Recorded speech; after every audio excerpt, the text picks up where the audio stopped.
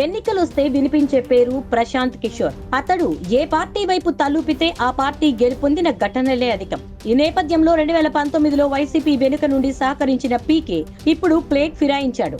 తాజాగా తెలుగుదేశం గుడారంలో చేరిపోయారు. ఆశ్చర్యంగా ఉన్నా ఇది నిజం. ప్రశాంత్ కిషోర్ మళ్లీ రంగంలోకి దిగాడు. ఆఫ్ ఎన్నికలకు ముందు టీడీపీతో సైన్ చేసే అవకాశాలున్నాయన్న ప్రచారాన్ని నిజం చేస్తూ ప్రశాంత్ కిషోర్ తన ప్రైవేట్ జెట్ లో నారా లోకేష్ తో కలిసి కొద్దిసేపటి క్రితం విజయవాడలో దిగారు.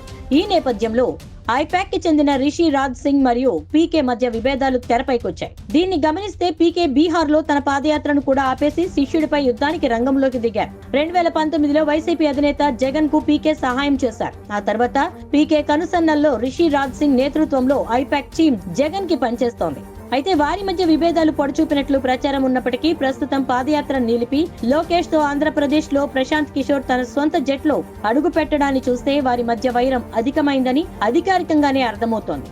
సో కొత్త గేమ్ టీడీపీ వైసీపీ మధ్య కన్నా ప్రశాంత్ కిషోర్ వర్సెస్ రిషిరాజ్ సింగ్ మధ్య గేమ్ షురూ కానుంది. రాష్ట్రంలో పార్టీ అధినాయకుల అరెస్టులతో బెంబేలెత్తిన తెలుగుదేశం పార్టీ కష్టకాలంలో ఒక పీకే, అదేనండి పవన్ కళ్యాణ్, తాను చంద్రబాబుకి అండగా ఉంటా అంటూ ముందుకొచ్చారు. ఇప్పుడు మరొక పీకే అంటే ప్రశాంత్ కిషోర్ తెలుగుదేశానికి అండగా పనిచేసేందుకు ఎన్నికల వ్యూహం రచించేందుకు రంగంలోకి దిగడం ఆ పార్టీ వర్గాల్లో ఆశలు చెగురిస్తున్నాయి. దానికి ముఖ్య కారణం ఇప్పటి వరకు పీకే సపోర్ట్ చేసిన పార్టీలు గెలవడం. అతని గెలుపుల చిట్టా అధికంగానే ఉన్నప్పటికీ పీకేకి కూడా వైఫల్యాలున్నాయి. అవి పక్కన పెడితే తాజా వీడియో రాష్ట్రంలో కొత్త సంచలనాలకి తావిచ్చిందనేది వాస్తవం.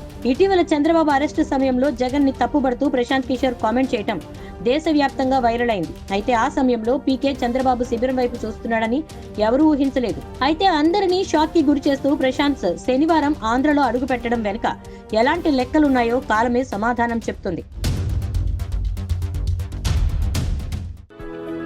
For more interesting updates, do like, share and subscribe to Volga News.